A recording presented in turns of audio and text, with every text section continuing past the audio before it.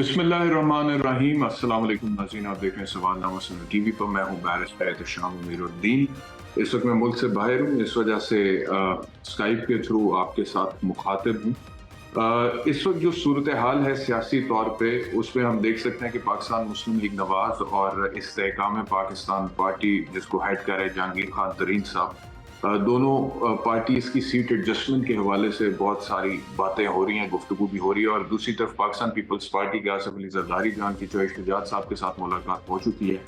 जो एक तासुर जा रहा है वो ये जा रहा है कि पाकिस्तान मुस्लिम league Nawaz minus Pakistan peoples party solo flight लेना चाहती है वफाक में और पंजाब में हुकूमत बनाने के लिए, और उसके लिए जहांगीर खान तरीन को इत्तेहादी के तौर पर साथ जोड़ना चाहती है। और दूसरी तरफ पाकिस्तान पीपल्स पार्टी जो है वो भी सोलो फ्लाइट लेना चाहती है माइनस PMLN, वफाक में हुकूमत बनाने के लिए। पंजाब को भी टारगेट तो कर रहे हैं, और सिंध में तो वो वैसे भी हुकूमत में है पहले से, पिछले आपको पता है 2008 से। तो उसमें वो पाकिस्तान मुस्लिम लीग काफ के साथ गुफ्त शनीद कर रहे हैं, बातचीत हो रही है। अब ये जो सिचुएशन सारी बन रही है, ये किस तरह से अनफोल्ड होगी, ये एक सवाल है। दूसरी तरफ इलेक्शंस क्या वक्त पर होंगे, नहीं होंगे, ये एक सवाल है। अगर नहीं होंगे तो क्या वो आईनी तौर पे दुरुस्त होगा, ये एक सवाल है। अगर डिले होते हैं तो कितना डिले होंगे, ये एक सवाल है। अगर कोई केयर टेकर सेटअप आता है, वो केयर टेकर सेटअप अगर एक्सटेंड होता है तो कितनी देर के लिए होगा, ये एक सवाल है। और इस सारी सूरत हाल में जो सियासी अदम इस्तेहकाम की है, मईशत जिस तरह से सफर कर रही है, और जिस तरह से बजट के हवाले से आपको पता है कि अभी हमारे वफाकी वजीर खजाना ने कहा कि 14,500 अरब तखमीना इस बजट का तकरीबन, जिसमें से 7,500 अरब रुपए तकरीबन हमारे पास है नहीं। और पाकिस्तान, वो कहते हैं, फिर भी डिफॉल्ट नहीं करेगा। क्यों नहीं करेगा? वो कहते हैं कि एक प्लान भी है। वो प्लान भी क्या है? वो कहते हैं पब्लिक नहीं कर सकते हैं। तो वो क्यों पब्लिक नहीं कर सकते हैं? क्या IMF के साथ मामला तय होंगे? क्या दोस्त ममालिक पाकिस्तान की इमदाद करेंगे? और अगर नहीं करेंगे तो क्या फिर प्लान भी ये है कि पाकिस्तान के जो अवाम है इवेंचुअली वो बेल आउट करेंगे पाकिस्तान की हुकूमत को, पाकिस्तान को डिफॉल्ट से बचाने के लिए? किस तरह कि उन पर टैक्सेस ज्यादा लगेंगे, टैक्सेस ज्यादा लगेंगे तो महंगाई भी ज्यादा होगी। तो ये सारी जितनी भी सूरत हाल है, इसके ऊपर डिस्कशन करेंगे। मेरे साथ सीनियर एंकर पर्सन, तज्ज़िया निगार जर्नलिस्ट हैं सलीम साफी साहब। साफी साहब, बहुत शुक्रिया हमें ज्वाइन करने के लिए। साफी साहब, ये फरमाइएगा कि इससे पहले कि हम कोई भी और बात करें, इस वक्त जहांगीर खान तरीन साहब पाकिस्तान मुस्लिम लीग नवाज के जो कायद है मियां नवाज शरीफ, खबर ये आ रही है जराए से कि इम्कान है कि उनकी मुलाकात होने वाली है मियां नवाज शरीफ के साथ। तो आपको लगता है कि पाकिस्तान मुस्लिम लीग नवाज और इस्तेहकाम पाकिस्तान पार्टी, जो कि एक नई पार्टी अभी सियासी मंजरनामे पर सामने उभर कर आई है, इनका सीट एडजस्टमेंट हो जाएगी आने वाले इंतखाबात में? और PDM की जो 12-13 जमातें इस वक्त मिलकर हुकूमत बनाए बैठी हैं, आने वाले दिनों में जैसे जैसे हम इंतखाबात के करीब जाएंगे तो PMLN और पाकिस्तान पीपल्स पार्टी राहें जुदा करती हुई नजर आएंगी और सोलो फ्लाइट लेती हुई नजर आएंगी? आपका क्या तज्वीर साहब से? जी बैरिस्टर साहब, एक तो ये बात पहले दिन से तो मेरे ख्याल में क्लियर थी सियासी तज्ज़िया निगारों के जहन में कि इस मुल्क में सियासत में रिवायती हरीफ वो पीपल्स पार्टी और मुस्लिम लीग नून है। और उससे पहले हुकूमत साजी से पहले फिर PDM से पीपल्स पार्टी के निकले जाने के बाद तो तलखियां भी मजीद बढ़ी थी। ये जितना भी अरेंजमेंट हुआ है ये वक्ती है और दोनों की अपनी अपनी ज़रूरत के तहत है। और दोनों की क़यादत के ज़हन में भी पहले दिन से ये बात क्लियर है कि अगला इलेक्शन उन्होंने एक दूसरे के खिलाफ लड़ना है। और फिर दरमियान में एक जो चैलेंज इनके लिए खड़ा हो गया था PTI की सूरत में, तो वो चैलेंज भी अब नहीं रहा। तो ये तो अब 100% यकीनी है कि इलेक्शन में पीपल्स पार्टी और मुस्लिम लीग नून ही का मुकाबला होगा। और उसमें अभी से ये भी रुझानात नज़र आ रहे हैं कि शायद मौलाना फजलुर रहमान का मुस्लिम लीग नून के साथ अलायंस या सीट एडजस्टमेंट होगा, और ANP वगैरह का शायद जरदारी साहब के साथ अलायंस या सीट एडजस्टमेंट होगी। जहां तक जहांगीर तरीन साहब की नई पार्टी का ताल्लुक है तो अभी तो वो तश्कील के मराहिल में है और खैबर पख्तूनख्वा की चंक ने उसमें शामिल होना है। तो उसके बाद पाकिस्तानी सियासत में बाज़ औक़ात हालात बदल भी सकते हैं, लेकिन अभी तक जो सूरत हाल है तो उससे लगता यही है कि जहांगीर तरीन और अलीम खान वगैरह वो निस्बतन ज़्यादा कंफर्टेबल होंगे مسلم لیگ نون کی قیادت کے ساتھ پہلے بھی ان کی ملاقاتیں وغیرہ ہو چکی ہیں، اور پھر دونوں کا چونکہ اسٹرانگ بیس بھی پنجاب ہی ہے اور پنجاب بھی پیپلز پارٹی کا اتنا وجود نہیں ہے، تو اس لیے پیپلز پارٹی کے ساتھ ایڈجسٹمنٹ یا اتحاد ان کو زیادہ سوٹ بھی نہیں کرتا۔ یہ فرمائیے گا کہ آپ نے کہا کہ چیلنج نہیں رہا اس طرح سے پاکستان مسلم لیگ نواز اور پاکستان پیپلز پارٹی کو پی ٹی آئی کی جو سیاسی طور پہ صورتحال ہے اس کو مد نظر رکھتے ہوئے، تو آپ یہ سمجھتے ہیں کہ اب جو آپ نے کہا کہ چیلنج نہیں رہا، تو آپ کو یہ لگتا ہے کہ جو یہ نئی جماعتیں آ رہی ہیں اور جو پرانی جماعتیں ہیں پاکستان کے سیاسی منظرنامے میں انتخابات ہوتے ہیں، اگر مائنس پی ٹی آئی اس طرح سے جو پہلے جو اس کی سٹرکچر تھا اور جو سچویشن تھی، تو یہ جو نئی جماعتیں ہیں یا پرانی جو جماعتیں ہیں، یہ اس کا متبادل کے طور پہ پاکستان کے عوام اس کو ایکسیپٹ کریں گے؟ دیکھیے، عمران خان صاحب نے جب سیاست شروع کی تو اس وقت وہ موجودہ پوزیشن سے کئی گنا زیادہ مقبول اور غیر متنازع تھے۔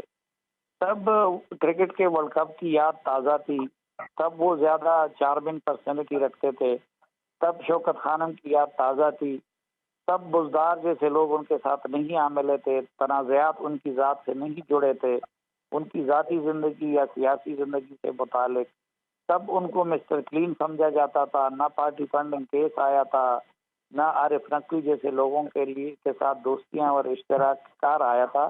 لیکن عمران خان صاحب 97 کے الیکشن میں یا 2002 کے الیکشن میں ایک سیٹ سے زیادہ کچھ نہیں جیت سکے تھے۔ یہ تو جو کچھ تھا یہ ساری بساط ان کے لیے ہمارے جرنیل صاحبان نے اور اسٹیبلشمنٹ نے یہ بساط ساری بچائی ہوئی تھی۔ اس کے لیے میڈیا کو بھی یوز کیا گیا، اس کے لیے جوڈیشری کو بھی یوز کیا گیا۔ تو یہ جتنے لوگ ان کے پاس تھے یہ دراصل کسی کی امانت تھے، اور انہوں نے اس امانت کو اپنی جاگیر سمجھ لیا اور ان کی جاگیر کو اپنے جاگیردار سے لڑانا چاہا۔ تو یہ تو پھر obvious ہے کہ اب یہ لوگ ان کے پاس نہیں رہیں گے۔ اور جہاں تک عمران خان صاحب کی ذات کا تعلق ہے یا ان کی پاپولیرٹی کا تعلق ہے تو یہ بات بھی obvious ہے، وہ تو سینکڑوں کہہ رہے ہیں لیکن ان کے خلاف درجنوں کیسز ہیں، اور درجنوں کیسز پہ بھی پھر بعض ایسے ہیں کہ جو بالکل اوپن اینڈ شٹ ہے۔ تو اگر الیکشن سے پہلے عمران خان صاحب گرفتار اور ڈسکوالیفائڈ نہ ہوں تو یہ ایک معجزہ ہوگا، اور پھر اگر وہ میدان میں بھی رہتے ہیں تو میرے خیال میں ان کی پوزیشن الطاف حسین جیسی ہوگی کہ ان کے قریب جانا یا ان سے اپنے چمٹے رہنا، اس بندے کو ان نتائج کا سامنا کرنا پڑے گا جو الطاف حسین کے ساتھ چمٹے رہنے والوں کو کرنا پڑتا تھا۔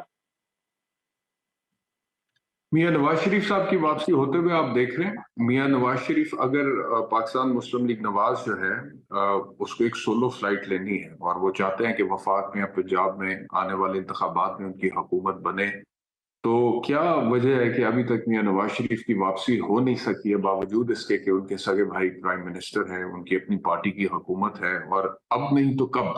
اور اگر واپسی ہو بھی جاتی ہے تو میاں نواز شریف کی واپسی سے موجودہ سیاسی حالات میں آپ کو پاکستان مسلم لیگ نواز کے ووٹ بینک میں کوئی تبدیلی ہوتی ہوئی نظر آتی ہے ٹورڈز دی پازیٹیو سائڈ؟ میرے ساتھ پاکستان کی بدقسمت یہ جس طرح عمران خان کی سیاست اور پالیسیوں کی کچھ سمجھ نہیں آتی، اور آپ یہ پریڈکٹ نہیں کر سکتے کہ کل وہ کیا کریں گے۔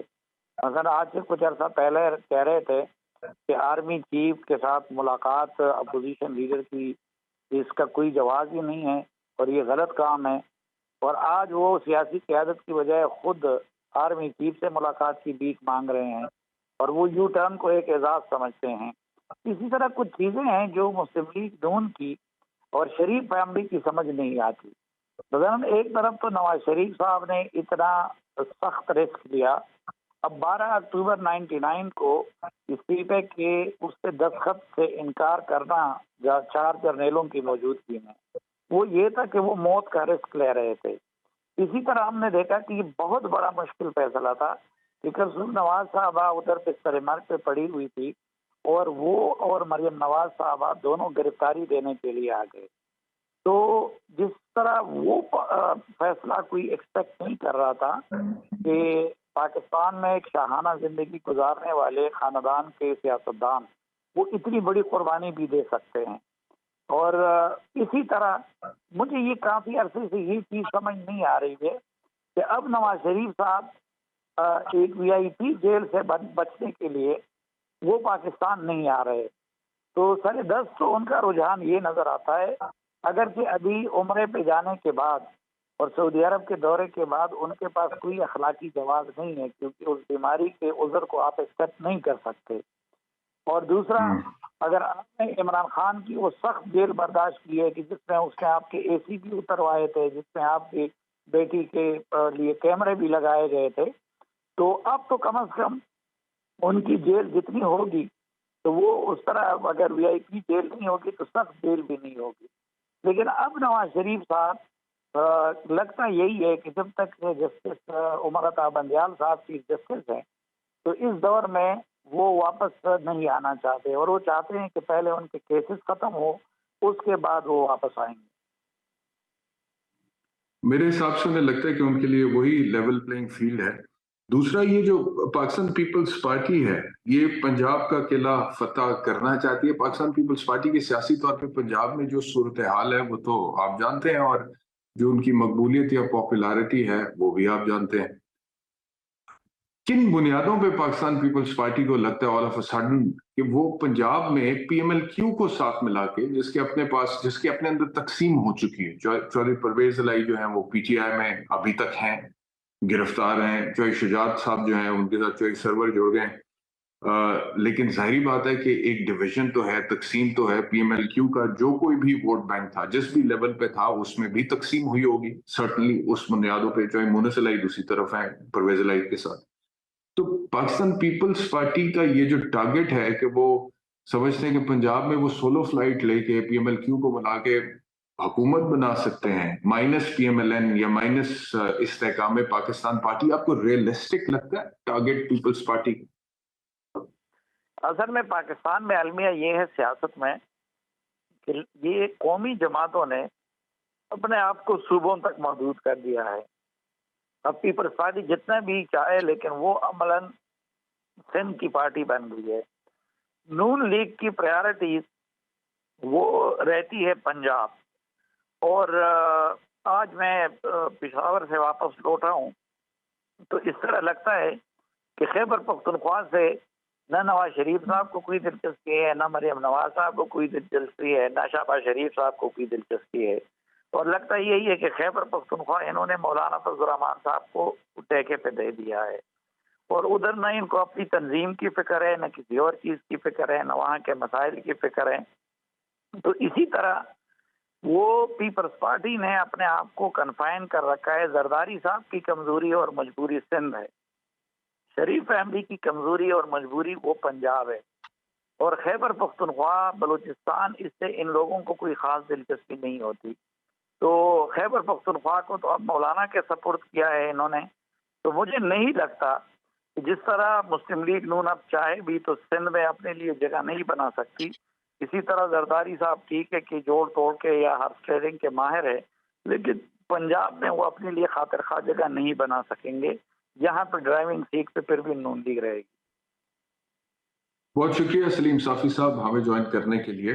ایک بریک کا وقت ہو رہا ہے لیکن بریک پر جانے سے پہلے میں آپ کو کچھ شارٹس دکھانا چاہتا ہوں، کیونکہ پاکستان مسلم یہ جو بات کر رہے ہیں ہم کہ پاسبلی اتحاد ہو سکتا ہے پاکستان پیپلز پارٹی اور PMLQ میں، کیونکہ زرداری صاحب اور چوہے شجاعت صاحب کی ملاقات ہو چکی ہے آپس میں، اور دوسری طرف جہانگیر خان ترین اور نواز شریف کی ملاقات ہونے جا رہی ہے. اب اس حوالے سے PMLN اور استحکام پاکستان پارٹی کے جو ریپریزنٹیٹیوز ہیں وہ کیا کہتے ہیں وہ آپ کو سنوا دیتے ہیں. سب سے پہلے آپ کو دکھاتے ہیں عطا تاڑڑ نے اس پاسبل سیٹ ایڈجسٹمنٹ کی بات کی تھی کن الفاظ میں، یہ دیکھ. ترین صاحب اور ہم ایک ساتھ چلیں گے، ہمارا ان سے ایک اچھا الحاق ہے. تو یہ وہ کہہ رہے تھے کہ پاسبلی سیٹ ایڈجسٹمنٹ ہو سکتی ہے. اب اون چودھری جو ہے جو کہ ایڈیشنل سیکرٹری جنرل ہیں آئی سپوز، کیونکہ جہانگیر خان ترین کا آج ایک ٹویٹ ہے جس میں انہوں نے اعلان کیا کہ یہ جو پارٹی استحکام پاکستان پارٹی اس کے صدر عبدالعلیم خان ہوں گے، جنرل سیکرٹری عامر کیانی ہوں گے، اور اون چودھری جو ہیں وہ اس کے ایڈیشنل سیکرٹری جنرل ہوں گے. ایک طرف تو یہ بات ہو رہی ہے دونوں پارٹیز کی طرف سے، ان کے رہنماؤں کی طرف سے سیٹ ایڈجسٹمنٹ کی، لیکن دوسری طرف پاکستان مسلم لیگ نواز میں کچھ آوازیں جاوید لطیف کی جیسے لوگوں کی بھی ہیں جو یہ کہہ رہے ہیں کہ ہرگز کسی سیاسی جماعت کے ساتھ پاکستان مسلم لیگ نواز کی سیٹ ایڈجسٹمنٹ نہیں ہو سکتی. وہ کیا کہہ رہے ہیں وہ بھی آپ کو سمجھ. ہم سیٹ ایڈجسٹمنٹ کسی صورت نہیں کر رہے، کسی سے انتخابی اتحاد نہیں کر رہے. ہم چاہتے ہیں وقت مقررہ پر انتخابات ہوں. تو یہ جاوید لطیف کہہ رہے تھے. ہمیشہ اکثر ہی اپنی پارٹی میں وہ ذرا ڈیفرنٹ ہی لائن لیتے ہیں، اور وہ لائن سرٹنلی زیادہ لوگوں کا خیال یہ ہے کہ ڈائریکٹ لندن سے میاں نواز شریف کی طرف سے آتی ہے، اور جو لائن وہاں سے آتی ہے وہ جاوید لطیف صاحب اکثر کہہ دیتے ہیں. لیکن بہت ساری باتیں ان کی کئی ہوئی بات میں درست ثابت نہیں ہوتی، کیونکہ پاکستان مسلم لیگ نواز کے اندر جو بھی ہے ڈویژن سیاسی طور پر تو ہے، اور بہت دیر بات ہوتی رہی ہے کہ میاں نواز شریف کا اپنا ایک گروپ ہے پارٹی میں جو ان کے ساتھ زیادہ لوئل ہے، لوئلسٹ کا، اور شہباز صاحب کا اپنا ہے، اسی طرح مریم صاحبہ کا اپنا ہے، حمزہ صاحب کا اپنا ہے. لیکن خیر جو بھی صورتحال ہے آنے والے دنوں میں کلیئر ہوگی، انفولڈ ہوگی. ایک بریک کا وقت ہو گیا، بریک لیتے ہیں، بریک کے بعد واپس آتے ہیں تو پھر گفتگو کو آگے بڑھا.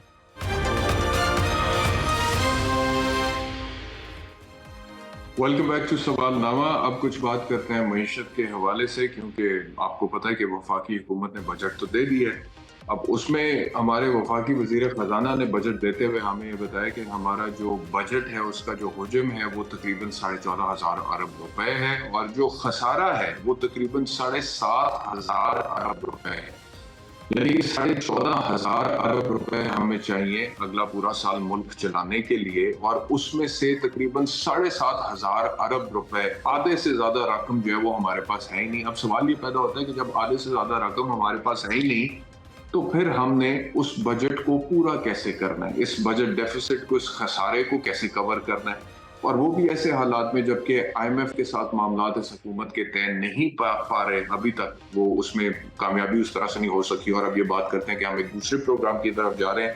دوست ممالک کی طرف سے جو اشارے ہیں ماضی میں، اس میں بھی یہ بات سامنے آتی رہی ہے کہ اگر پاکستان کے IMF کے ساتھ معاملات طے ہو جاتے ہیں تو پھر دوست ممالک بھی پاکستان کی امداد کرنے کے لیے تیار ہیں. اسحاق ڈار صاحب یہ کہتے ہیں اور بار بار کہتے ہیں کہ پاکستان ڈیفالٹ نہیں کرے گا، اور اللہ کرے انشاءاللہ کہ بالکل ہر پاکستانی یہ چاہتا ہے کہ پاکستان کسی صورت ڈیفالٹ نہ کرے. لیکن جب ان سے پوچھا جاتا ہے کہ کیا وجہ ہے، کیا حکمت عملی آپ کے پاس، تو وہ کہتے ہیں کہ ہمارے پاس ایک پلان بی ہے.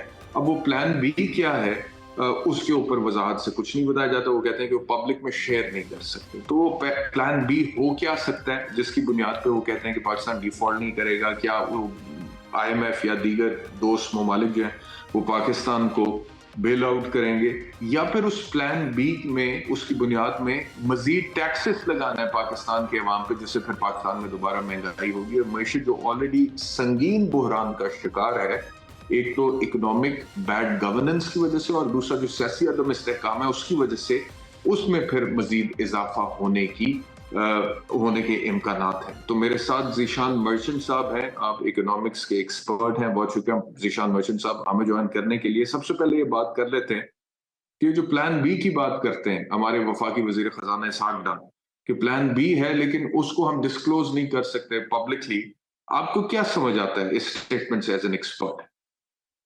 بسم اللہ الرحمن الرحیم. جس طرح سے آپ پریشان ہیں کہ پلان بی کیا ہے یا کیا ہو سکتا ہے، اسی طریقے سے جناب ہم بھی پریشان ہیں. ہمیں سمجھ ہی نہیں آ رہا کہ یہ کوئی پلان بی اگر ہے تو سامنے آیا کیوں نہیں ہے. کیونکہ ہوتا یہ ہے کہ اگر میرے اور آپ کے گھر کی بات ہو نا تو مجھے سمجھ میں آتا ہے کہ یار میں نے پلان کو ایسا کوئی سیکرٹ رکھا ہوا ہے کہ اگر آپ ہی آؤٹ کروں گا تو آپ بھی کاپی کر لیں گے یا کوئی پڑوسی اور بھی کاپی کر لے گا. لیکن یہاں بات ہو رہی ہے پاکستان کی، ملک کے خداداد پاکستان، جہاں پہ 24 کروڑ لوگ رہتے ہیں. آپ جو بھی بات کریں کم از کم یہ نہ ہو کہ آپ پاکستانیوں کے ساتھ مذاق نہ کریں کوئی بھی کسی بھی قسم کا. جو معذرت کے ساتھ ٹون اینڈ ٹینر ہمارے فائنانس منسٹر صاحب اپنی تقاریر میں پچھلے دنوں استعمال کرتے رہے ہیں کہ IMF کے ساتھ یہ ہو جائے گا، وہ کر لیں گے، وہ ہمیں اس طرح سے کر رہے ہیں، یوز کر رہے ہیں اور ہمیں کھیل رہے ہیں ہمارے ساتھ. اور انہوں نے پرسوں بجٹ سپیچ میں جو ہے اپنا جو پوسٹ بجٹ سپیچ تھی اس میں انہوں نے میڈیا کو بھی بڑا اسٹرکٹلی کہا کہ آپ لوگوں کو آواز اٹھانی چاہیے کہ آپ جو ہے IMF کو وہ کریں کہ وہ کیوں نہیں ہمیں لون دے رہا ہے. میرا بھی خیال ہے کہ آپ اور میری بات یا میرے چیخنے سے یا آپ کے کچھ کہنے سے IMF کو فرق پڑے گا. IMF نے کنڈیشن رکھی ہوئی ہیں ہمارے سامنے ABCD whatever those conditions are. If we fulfil that ہمیں وہ لون مل جانی چاہیے. اگر ہم نے فلفل کر دی ہے اور پھر لون نہیں مل رہی تو پھر اس کی وجہ دیکھتی ہے کہ وہ کیوں نہیں مل رہی. لیکن یہ کہنا کہ ہمارے پاس ٹریلینز آف ڈالرز کے ایسٹس ہیں اور ہمیں کوئی پریشانی نہیں ہے ہم اور وہ ہم بیچ دیں گے یا ان سے ہم پیسے نکال لیں گے, مجھے سمجھ نہیں آتی. میں پچھلے 20 سال سے I am a student of law اور میں تھوڑا بہت جو ہے اکاؤنٹس اور ٹیکس اور تھوڑا بہت اکانومی کو اب سمجھنے لگا ہوں. مجھے سمجھ نہیں آتی پچھلے 20 سال سے ہم نے کوئی ایسٹ اپنا پرائیویٹائز کر نہیں سکے. کسی بھی ایسٹ کو ہم پرائیویٹائز کرنے میں کامیاب بھی نہیں ہوئے. اور اس بجٹ میں اگر آپ بجٹ کا جو ان کا دیکھتے ہیں کہ انہوں نے شیڈیولنگ یا جو ٹیکس ریونیو ایک اپنی جگہ پہ اور نان ٹیکس ریونیو اپنی جگہ پہ ہوتے ہیں. نان ٹیکس ریونیو میں جو انہوں نے پرائیویٹائزیشن سے جو ریسیٹس ایکسپیکٹ کی ہیں وہ 15 بلین روپے کی ہیں. اس کا مطلب یہ ہوا کہ پرائیویٹائزیشن تو ہمیں کرنا نہیں ہے اور 800-900 بلین ان SOEs کو جو ہے ان کے پیٹ میں ہمیں ڈالنا ہے تاکہ ان کے لاسز جو ہیں وہ بڑھتے چلے جائیں اور وہ ڈیڈ ہارسز یا ڈیڈ ایلیفینٹس جو ہیں ہم جن کو یا وائٹ ایلیفینٹس جن کو کہتے ہیں ہم انہیں چلاتے رہیں.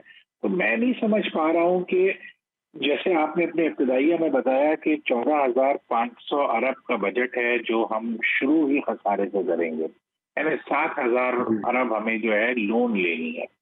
یعنی ہم تو ڈیٹ ٹریپ میں پھنس گئے ہیں اور ہم اس مزید قرضے لیں گے قرضے واپس کرنے کے لیے.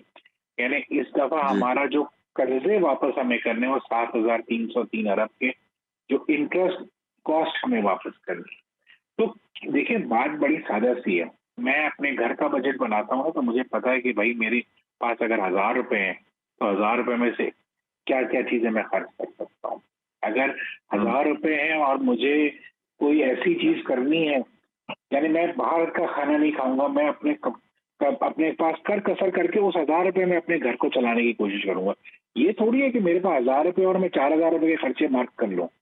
یعنی آپ نے اس بجٹ میں دیکھا کہ 1,150 بلین کا PSDP آپ نے جو ہے سرکاری ملازموں کی تنخواہ میں 30 سے 35% اضافہ کر دیا. یہ وہاں باتیں بہت اچھی لگتی ہیں کہ جہاں اکانومی آپ کی سرکولیشن میں ہو, جہاں ملک میں کام ہو رہا ہو, جہاں ملک میں انڈسٹری جو ہے چل رہی ہو, جہاں ملک میں جو ہے فورن انویسٹمنٹ آ رہی ہو یا ڈومیسٹک انویسٹمنٹ ہو رہی ہو.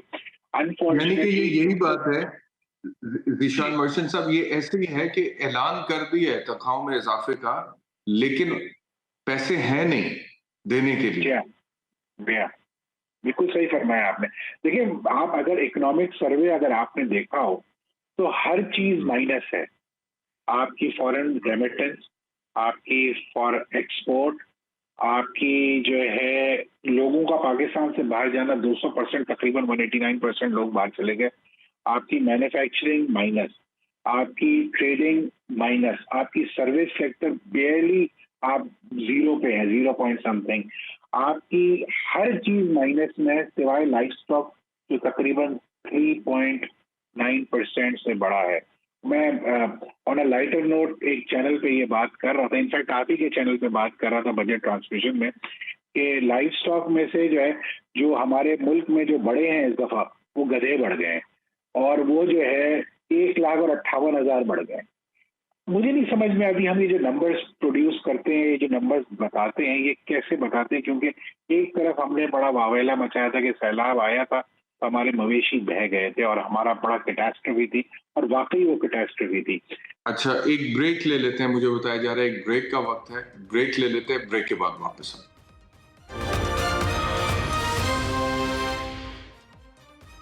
ویلکم بیک ٹو سوال نامہ.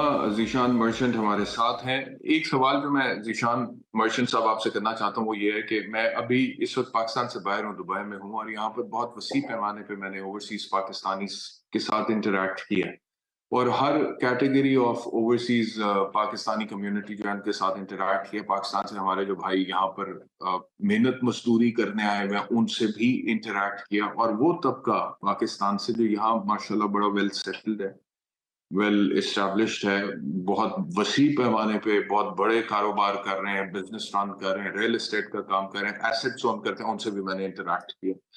تو اکثر یہ کہا جاتا ہے کہ اوورسیز پاکستانیوں کے پاس جتنا پیسہ ہے, اگر پاکستان کی انوائرمنٹ اچھی ہے, سازگار ہو حالات, مثال کے طور پہ اگر وہاں پہ سیاسی استحکام ہے, اگر وہاں پہ لا اینڈ آرڈر سچویشن ٹھیک ہے اور اکنامک سرٹرنٹی ہے, تو اوورسیز پاکستانیوں میں بڑی کیپیسٹی ہے to invest in the Pakistani economy. تو یہ جو موجودہ صورتحال ہے اس میں تو سرٹنلی لگتا نہیں ہے کہ اوورسیز پاکستانی, میں تو جتنے لوگوں سے انٹریکٹ کرتا ہوں وہ بڑی ڈس اپوائنٹمنٹ کا انہوں نے یہاں پہ اظہار کیا ہے اس حوالے سے, انویسٹمنٹ پوائنٹ آف ویو سے. لیکن اگر حالات ٹھیک ہو جائیں, اگر سیاسی استحکام آ جائے, اگر کوئی کانفیڈنس بلڈنگ میجرز ایسے ہیں جس سے انہیں لگے کہ ہم پیسہ اگر پاکستان میں انویسٹ کریں گے وہ سیکیور ہے, وہ محفوظ ہے, ٹھیک اسی طرح جس طرح باہر ہم انویسٹ کرتے ہیں تو اس میں ایک سرٹرنٹی ہوتی ہے کہ ہمارے پلان یا ہماری فیزیبلٹی کے مطابق ہمیں ریٹرنز آئیں گے یا پروفٹس آئیں گے, تو کس حد تک پاکستان کی اکانومی کو فائدہ ہوگا through the investment that could possibly come from the overseas Pakistan. Zeeshan صاحب, آپ نے بہت زبردست بات کی, بہت زبردست سوال کیا آپ نے. آپ کو میں ایک چھوٹی سی اگزامپل دیتا ہوں. اگزامپل یہ کہ آج سے 2 سال پہلے جو ہے گورنمنٹ آف پاکستان نے یہ اناؤنس کیا تھا کہ ہم ایک روشن ڈیجیٹل اکاؤنٹ کا یہاں پہ ایک کھول رہے ہیں کہ جس میں اوورسیز پاکستانی جو بھی اپنے پیسے یہاں پاکستان بھجوائیں گے ان کو جو ہے سرٹن پرسنٹیج آف پروفٹ ملے گا. اور وہ پروفٹ اتنا تھا کہ دنیا میں اس وقت USD پہ کہیں نہیں مل رہا تھا. تو آپ نے یہ دیکھا تھا with in few span of month millions of dollars Pakistan آ گئے تھے. یہ چیز تھی صرف جب یہ ہاٹ منی میں تو نہیں آتا تھا ذیشان صاحب؟ جی یہ ہاٹ منی جس کو کہتے ہیں یہ نہیں, ہاٹ منی بھی تھا, لیکن آپ یہ دیکھیں کہ ڈالر پاکستان میں آئے تھے جو 3 سال اور 5 سال کے لیے انویسٹ ہوئے تھے. یہ صرف ایک چھوٹی سی ہم نے ایک ایفرٹ کی تھی. ابھی ہم نے کوئی انہیں یہ نہیں کہا تھا کہ اگر آپ یہاں آ کے انویسٹمنٹ کریں گے تو اس پہ آپ لے جا سکتے ہیں. دیکھیں پرابلم کیا ہے پاکستان کے ساتھ, پاکستان میں کی جو پرسیپشن ہے وہ دنیا میں جو ہے نا کوئی بہت زیادہ اچھی نہیں ہے. ہم کوئی بھی پالیسی جو ہے وہ کنسسٹنٹلی بنا نہیں سکتے. اگر ہم کوئی لا بناتے ہیں یا ٹیکس پالیسی بھی کوئی بناتے ہیں, ٹیکس لا بھی کوئی لے کے آتے ہیں, تو سب سے پہلے دیکھیں ایک انویسٹر کیا چیز دیکھتا ہے. ایک اس کی انویسٹمنٹ سیکیور ہو, ایک وہاں پہ جو ہے پولیٹیکل کنفیوژنز نہ ہو, وہاں پہ جو ہے جب وہ کام کرے تو وہ جو پروفٹ بنائے تو وہ پروفٹ پاکستان سے باہر لے جائے. اس وقت کی پوزیشن یہ کہ آپ پاکستان سے پروفٹ تو کیا, اگر آپ کا اپنا پیسہ انویسٹ کیا ہوا وہ بھی آپ باہر نہیں لے جا پا رہے ہیں. پرابلم یہ ہے کہ آپ نے جو پالیسیز رکھی ہوئی ہیں سر, کیونکہ ہم ایک بڑے مشکل دورائے سے گزر رہے ہیں. ہمارے پاس 3.5 ارب کے جو ہے ڈالرز کے جو ہے 3.5 ارب 3.5 بلین ڈالرز کی جو ہے ریزرو باقی ہیں. تو مشکل یہ ہے کہ اگر آپ جو بات کر رہے ہیں, میں آپ کی بات سے 100% ایگری کرتا ہوں کہ اگر یہاں کنڈیوسو انوائرمنٹ ہو, یہاں پہ آپ کو انفراسٹرکچر اویلیبل ہو, یہاں پہ آپ کو ٹیکس میں جو ہے چھوٹ ہو اوورسیز پاکستانیز کو, تو یہاں پہ نہ صرف انڈسٹری لگے گی بلکہ آپ کے پاس تو اتنی بڑی اپارچونیٹی ہے کہ چائنا جو ہے وہ اپنی ساری ٹیکنالوجی یہاں لا سکتا ہے. لیکن اگر آپ نے اس کو کنڈیوسو, کسی کو بھی کنڈیوسو انوائرمنٹ دیں, تو میں یہ سمجھتا ہوں کہ اوورسیز پاکستانی کا جو پوٹینشیل ہے ہم نے کبھی اس کو پراپرلی ٹیپ کرنے کی کوشش ہی نہیں کی. ہوتا یہاں پہ یہ کہ جب کوئی اوورسیز انڈیویجلس کی بات کریں جو نان ریزیڈنٹس ہوتے ہیں, وہ کبھی اگر یہاں پاکستان میں کوئی انویسٹمنٹ کرتے ہیں, تھوڑے دنوں بعد اسے ٹیکس کا ایک نوٹس چلا جاتا ہے کہ بھائی یہ آپ نے جو انویسٹمنٹ کی ہے اس کی سورس آف انکم بتا دیجیے, اور وہ اوورسیز پاکستان پریشان ہو جاتا ہے جواب دے دے کر, لیکن وہ ٹیکس آفیسر سیٹسفائی نہیں ہوتا. مسئلہ یہ ہے کہ جب آپ ایک طرف کہتے ہیں کہ پاکستان میں انویسٹمنٹ ہے, دوسری طرف وہ انوائرمنٹ نہیں دے رہے, آپ دوسری طرف وہ فیسلٹی نہیں دے رہے, وہ ٹیکس ریٹ آپ کا ریجن میں سب سے ہائی پہ ہے, تو کون آپ کے ملک میں انویسٹمنٹ کرنے آئے گا؟ فارن انویسٹر تو چھوڑ دیجیے, اپنے ہی پاکستانی آپ کے ملک میں آنے سے گریز کریں گے. میں جانتا ہوں بہت سارے لوگوں کو جو یہاں پہ سولر پاور میں انویسٹمنٹ کرنا چاہتے تھے, نہ کر سکے وہ, کیونکہ پبلک پرائیویٹ پارٹنرشپ کا کوئی اسکوپ ہی نہیں ہے یہاں پہ. हमें पब्लिक प्राइवेट पार्टनरशिप्स करनी होंगी, हमें पाकिस्तान को ब्रांड करना होगा कि अगर आप पाकिस्तान में आएंगे तो आपको इंफ्रास्ट्रक्चर भी मिलेगा, आपके कैपिटल की भी गारंटी होगी, आप प्रॉफिट्स भी पाकिस्तान से बाहर ले जा सकेंगे, आपसे मिनिमलिस्टिक क्वेश्चन पूछे जाएंगे और आपको कंसिस्टेंटली 5 साल की पॉलिसी मिल जाए। बहुत शुक्रिया ज़ीशान मर्चेंट साहब हमें ज्वाइन करने के लिए। हारून रशीद साहब ने मुझे ज्वाइन किया, सीनियर तथ्य निगार हैं। हारून साहब बहुत बहुत शुक्रिया हमें ज्वाइन करने के लिए।